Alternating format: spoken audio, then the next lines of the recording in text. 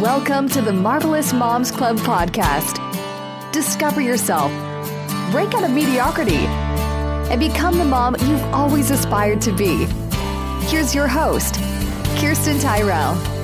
Hello, Marvelous Moms. Welcome to today's episode. I hope you are all having a fabulous day. I am having a fabulous day so far, and I'm joined by Greene. She's a life and business coach for determined moms and also an author. So you'll find out tons more about her as we talk, but welcome to the podcast. Thanks so much. I'm so happy to be here today. You bet. And I should have checked this first. Am I saying it right? Is it Caroline? It is. Okay, perfect. I'm so glad I got that right. Anyway, thanks again. I'm really excited to hear a little bit more about what you do and how you thrive as a mother. Tell us, we've already talked about this, but tell everybody how old your children are and what's going on for you. Yeah, so I have two beautiful girls. They're almost 5 and 6. And I, as you mentioned, I'm a life and business coach for determined moms. I help moms start successful businesses that are right for them and their families. And this has been a crazy adventure for me and a deep passion of mine because I'm actually trained as a lawyer. Oh, interesting. Yeah. So I was on sort of a fast track traditional trajectory. So I went to boarding school. I went to Yale. I went to a top tier law school, got a job at a top tier firm, and was sort of, I really thought that I was going to be young, single in New York City, conquering the world until I was at least 35. That was like the track that I had put myself on. And God just really had a very different direction for my life. And so I met my wonderful husband in law school. We moved to DC. We started our jobs and had our first daughter. And then very quickly thereafter, quicker than we intended, for sure, I said my second child was God's timing, not ours, had our second little girl. And like so many, I think my journey got totally turned around when I experienced a time of deep difficulty and sorrow. And so actually I had early onset postpartum depression with Molly. And I started showing symptoms and signs of postpartum while I was about 6 to 8 weeks pregnant. But nobody had told us that postpartum is actually just a hormonal shift, and you can have a hormonal shift that causes similar symptoms when you're pregnant. So we didn't know what we were dealing with, and we didn't really understand what was happening.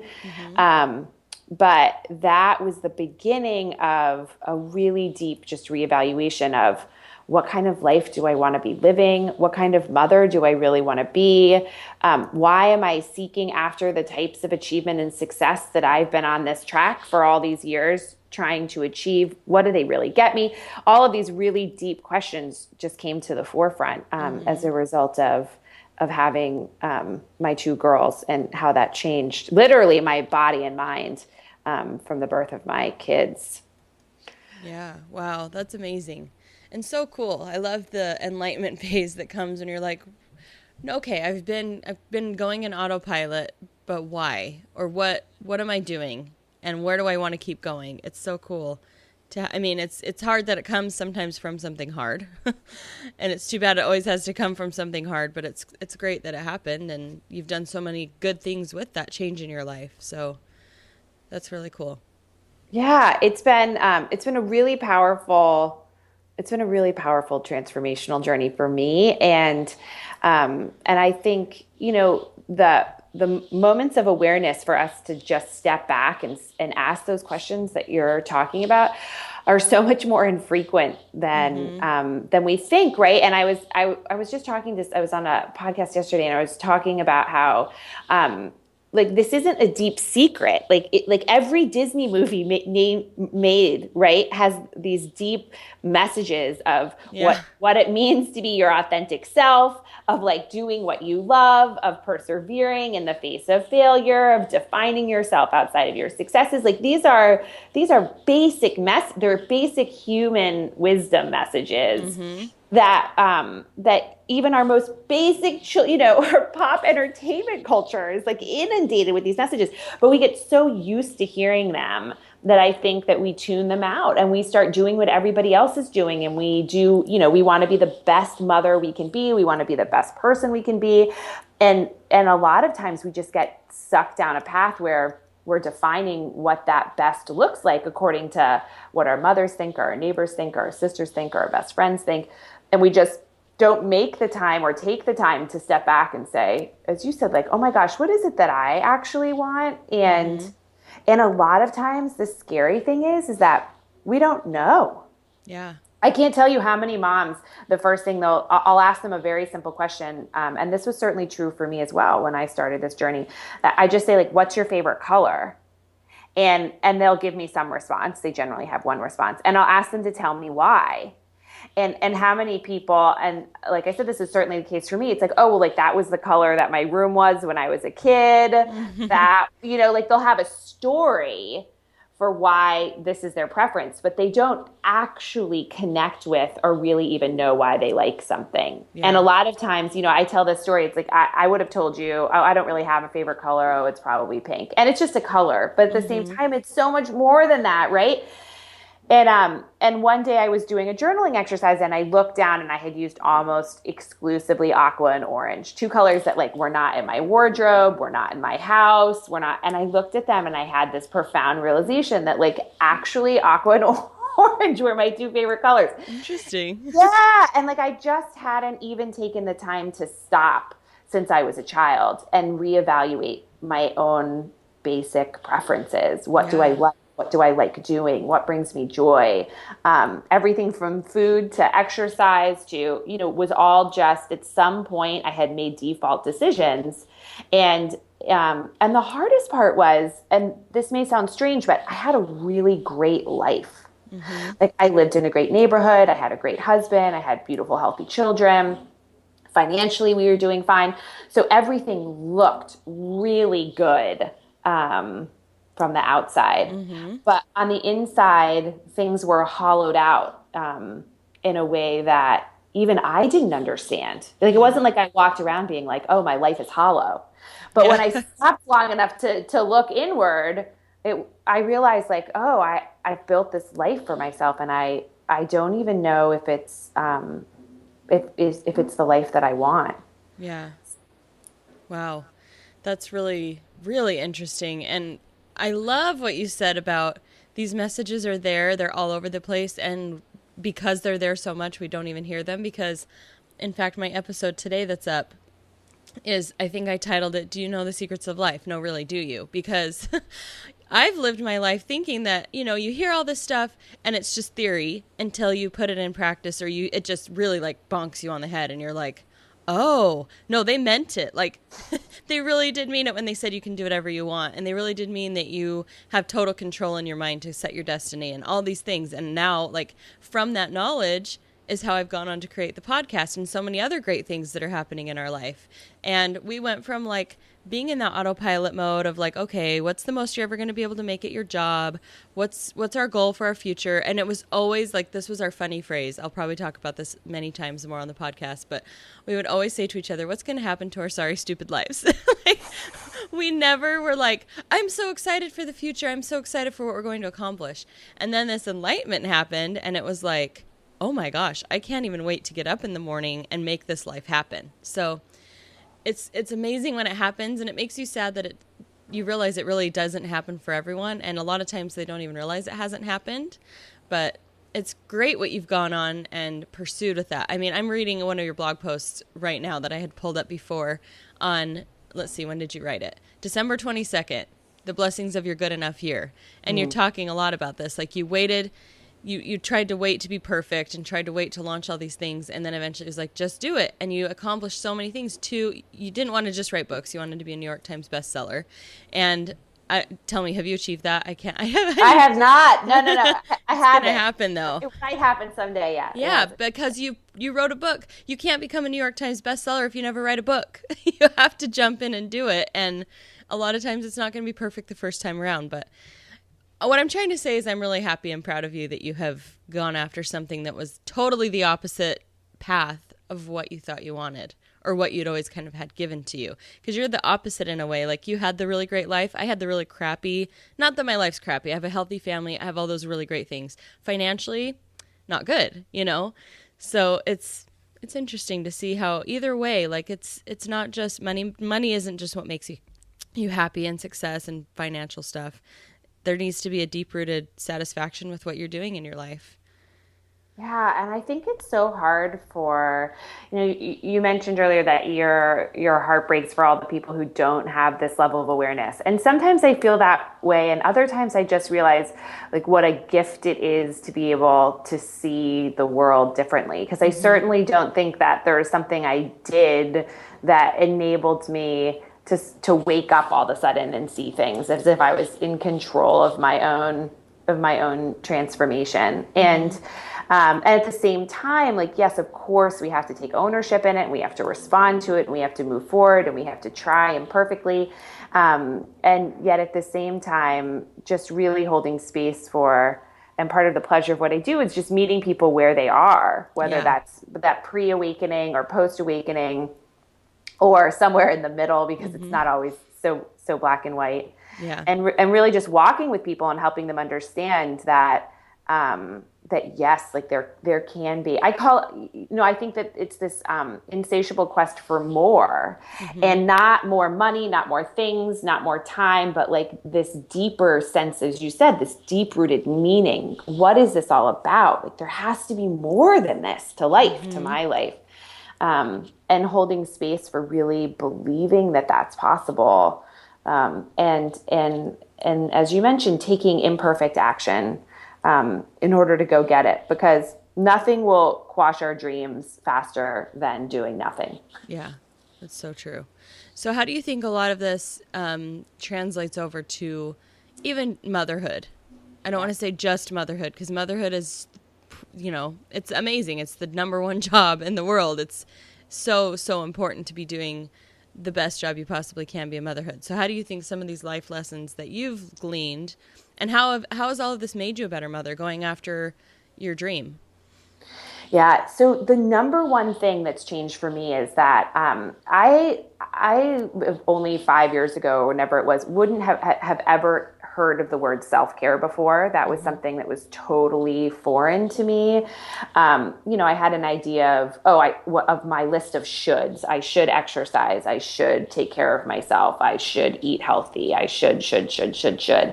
But like, as we were talking about that rediscovering of joy, I never had this sense that I was responsible for filling myself up in order to help and show up as the best version of myself that I was created to be. And so a huge part of my journey has been what I call receiving to give. So learning to receive love, learning to receive praise, learning to receive joy, learning to receive God's abundance, so that can overflow out from me into my family and children. And that began with a practice of self-compassion, first and foremost, of just choosing to watch and become aware of the voices in my head, the never-ending cacophony of voices that always said I wasn't doing enough, and that I wasn't being enough, and that I was yelling too much, or not doing the right crafts, or not blah, blah, blah, blah, blah. And just learning to be kind to myself, and really accepting that I was doing the best that I could. Because what I always say to moms is, we're doing the best that we can, because if we could do better, we would do better.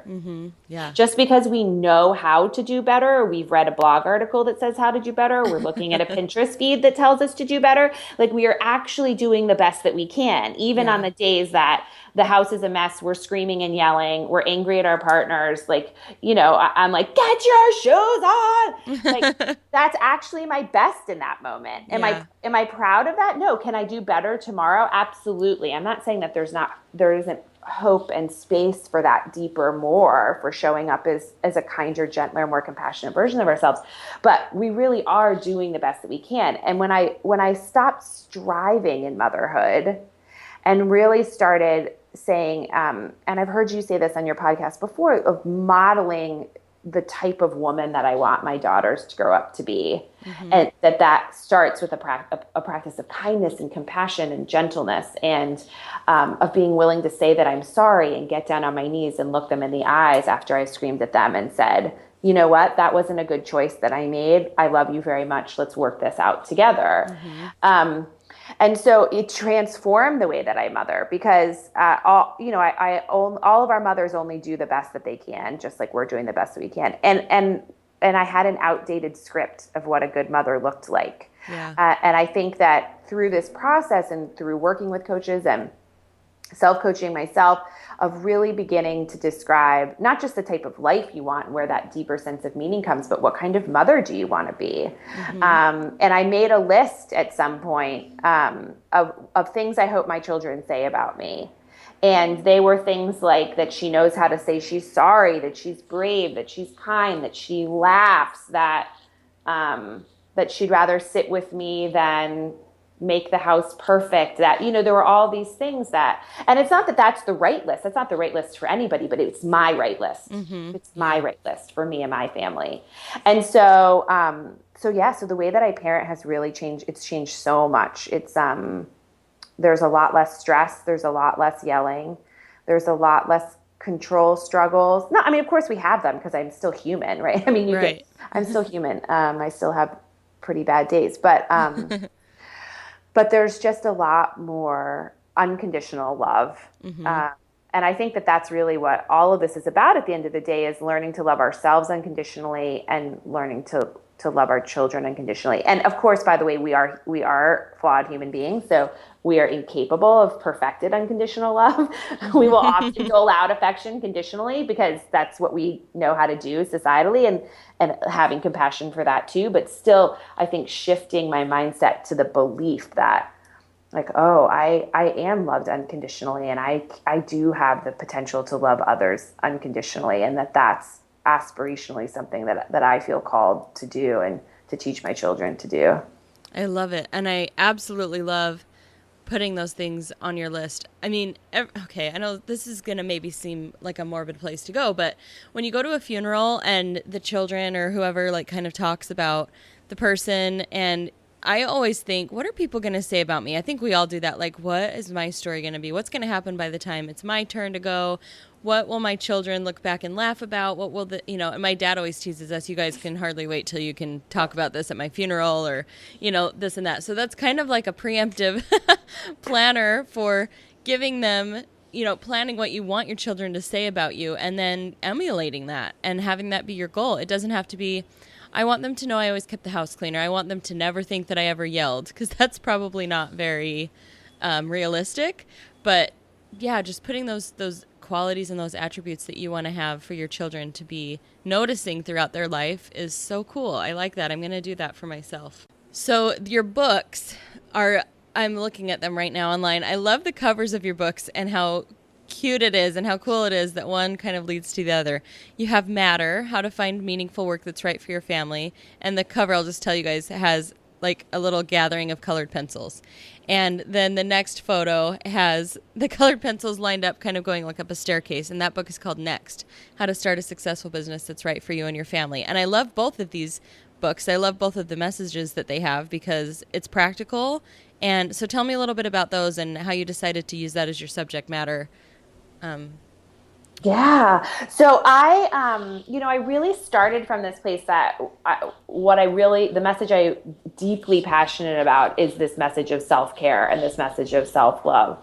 But what I found was, particularly with the moms that I wanted to reach, who were moms like me, who are high achieving, very outward focused, very values driven, very probably competitive, for better or for worse, at least with themselves, telling them, oh, let's take some time for you, it was very hard to do. People were not receptive to that. And I realized as part of my growth that I really needed to meet people where they were, not where I wanted them to be. Yeah. And that I wanted to talk to them about taking care of themselves, and they wanted to talk to me about real problems in their lives. And the problems that my clients came to me with most were, I don't feel satisfied in my job. And that, of course, resonates with my story. So I've lived that pain of being in the wrong job.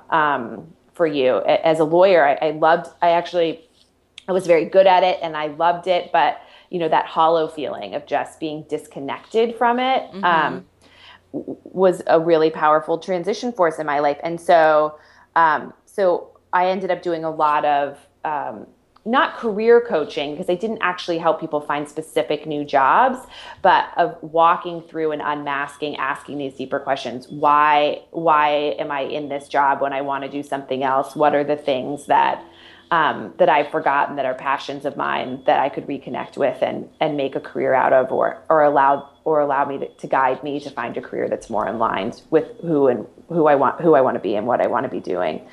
So that was Matter. And then I actually found, as I grew my own business, that although I love coaching and it will always be a huge part of what I do, I actually love the business aspect of running a coaching practice.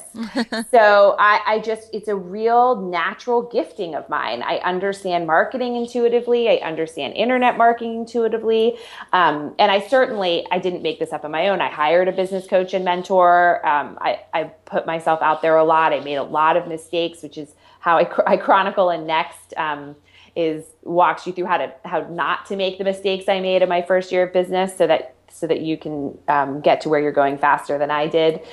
But I just really found that was one of what I call a hot streak. I just really light up when I'm helping people start small businesses that are right for them and their families, and not so small businesses. Some of my clients are I joke, are building empires, but.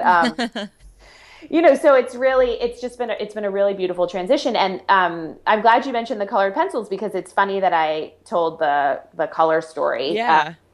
Which is actually related to the colored pencils. So I locked down my creative genius for a long time as a right-brained lawyer and person out in the world. Or left brain rather, and really just had lost touch with my creativity, and not just in terms of creating art. I'm actually not a quote unquote artist, but just the playfulness that comes with collaging and crafting and creating, whether it's a business product or a blog post or a book. I had shut a lot of that down. So the colored pencils, to me, are a symbol of playfulness, and they're also a crossover medium, right? Like we use colored pencils as adults, and so do our kids. Like there's this space where it's a both and for me, where we can take that childlike spirit and fun, and also use it in our lives. To create a life that's really meaningful to us. So all my new clients actually get coloring books, adult coloring books, Cool. and a pack of colored pencils as one of their many swag gifts when they start with me. Because most of them have not taken the time to just reconnect with that sense of play and fun and creative spirit that I think is so fundamental to living a life of deep meaning. Wow. I love it. That's a really cool. I'm glad I brought up the colored pencils too, because I'm even more enlightened on this subject too. That's really cool. I'm glad that you brought your creative side out and let it play for a little bit. I'm excited about these books. If you guys want to check it out, I will link to both of them in the show notes, as well as Caroline's website if you want to learn more about her coaching, just different blog posts and information that she has out there. If you're stuck in corporate America or working a day job and you're just not happy, she can help you get out of that rut and help you find different options and possibilities. And I think I saw in there your first coaching session, just to reevaluate where you are, is complimentary. Is that correct? Yes. So I offer one free. I don't always have it open, but for this month, for the month of February and probably into March, and certainly for your listeners, if they hear this and reach out to me, they can email me at caroline@carolinegreencoaching.com. And I'd be happy to set up a free consult. And in that time, I get a sense of just where people are and whether or not I'm a good fit for them, how I can help them, and then try and help them set them up for success moving forward, whether that's with me or somebody else.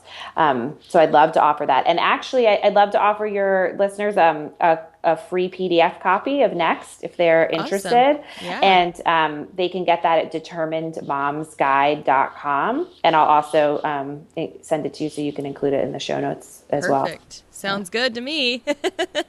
Awesome. Thank you so much for that. I'm going to ask you one final question. I hope you're prepared for this one. I hope I prepared you for it. What makes you a marvelous mom? I actually was listening to some of your podcast describing about what marvelous means to you and how so many moms have a hard time owning what's marvelous about them. So I probably spent too much time thinking about this before I came on the show. Oh, no. To give you an authentic answer. But I really think the thing that's marvelous about me is that I set the intention to learn to be kind to myself. Mm-hmm. And it's such a small thing. It's like, of course we're nice to ourselves. And, most of us struggle with selfishness and guilt. That being kind to myself is so selfish, or I'm already too selfish, or right. But like actually stepping back and saying, no, not being kind to myself is selfish. Because when I don't respond, not to every indulgence, but when I don't respond to my own basic needs as a human being, mm-hmm. I show up as less of a mother. I show up as less of a coach. I show up as less of a wife and partner and daughter and friend and parent volunteer. And the list goes on because we're actually limiting what we have to give when we don't allow ourselves to receive. And so I think what makes me marvelous is that I set and live with the intention, not for perfection, but to allow myself to receive joy and abundance and live from a place of love. I love that. That is a beautiful answer, and so, so true, and something I'm still trying to figure out and convince myself of as well, that it's okay to work on myself because it's going to make everything else better. So thank you for saying that. And maybe I need to be careful of putting up too much stuff because everybody's going to listen to everybody's answers and say, oh, I can't say that. It's already been said. Or, oh, no. No. It's great. It's a great. More of a challenge, right? Well, it's also just, it's a great resource you're creating for people and a beautiful thing that you're doing, serving moms in this way. So thank you. And thank you. Absolutely live it up. Yeah, no, it's great. Thanks for being here. I really appreciate you sharing your message and your perspective with everybody. And I look forward to reading the book. And everybody else, go grab a copy of the PDF of, which one was it? Now I can't remember. Yeah, it's Next. Okay, cool. Amazing. All right, Caroline, thank you so much for being here. And for the rest of you, have a fantabulous day, and we will see you later.